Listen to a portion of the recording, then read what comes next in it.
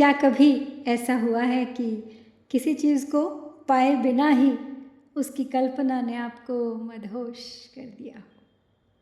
कभी किसी सपने ने, किसी प्रेम ने, किसी अनुभूति ने सिर्फ दूर से ही आपको बदल दिया हो? मधुशाला का यह पद उसी अधूरी प्यास की मस्ती की बात करता है।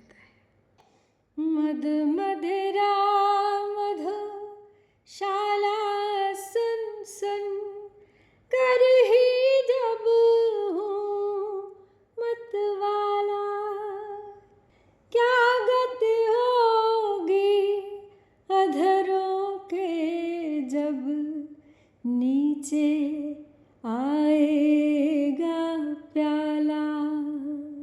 साकी मेरे पास न आना, मैं पागल हो जाऊंगा।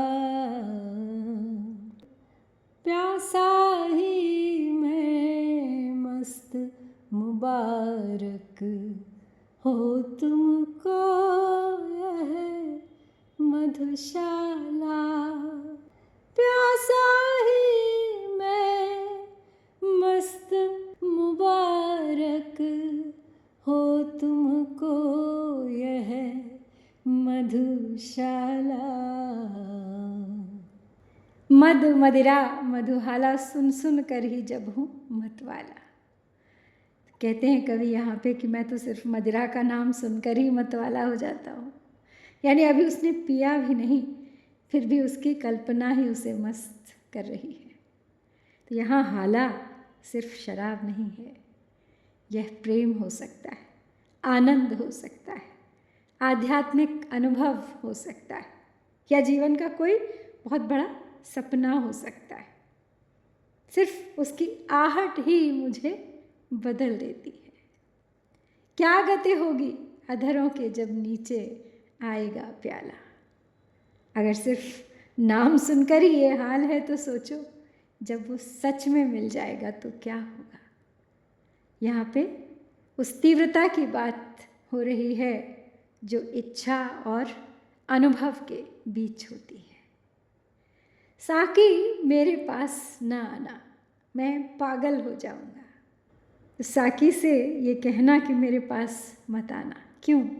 क्योंकि जो अभी कल्पना में इतना सुंदर है, अगर वो सच में सामने आ गया तो शायद मैं खुद को संभाल ना पाऊँ। यहाँ एक बहुत गहरी बात छिपी है। कभी कभी प्यास ही हमें जीवित रखती है। कुछ इच्छाएं पूरी होने से ज़्यादा सुंदर अधूरी रहने में होती है।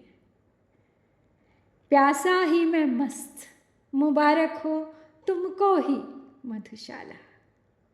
मैं प्यासा रहकर ही खुश हूँ, मुझे मधुशाला मिले या ना मिले, उसकी चाह ही मेरे लिए काफ़ी है। ये बहुत ऊंची अवस्था है जहाँ व्यक्ति समझ जाता है कि हर सुख को पाना ज़रूरी नहीं, कुछ आनंद सिर्फ तलाश में ही होते हैं। इसीलिए तो कहा जाता है enjoy the journey, it's even more beautiful than the destination. तो मधुशाला की ये रुबाई हमें जीवन का एक बहुत ही सुंदर और सूक्ष्म सत्य सिखाती है। कल्पना की शक्ति कभी कभी किसी की चाह, उसका सपना, उसकी संभावना वास्तविक प्राप्ति से भी ज़्यादा आनंद देती है। अधूरी प्यास का एक अपना ही सौंदर्य है। जब सब मिल जाए तो खुशी मिलेगी, लेकिन कई बार खुशी मिलने में नहीं, चाहने में होती है। अनुभव से बड़ा आकर्षण। जब कोई चीज़ दूर होती है तो उसमें रहस्य होता है, उसमें आकर्षण होता है, लेकिन कई बार उसे पा लेने के बाद उसका वो जादू ख़त्म हो जाता है। इसलिए उस प्यास को बचाए रखना चाहते हैं कवि। जीवन की हर इच्छा पूरी हो जाए ये ज़रूरी नहीं।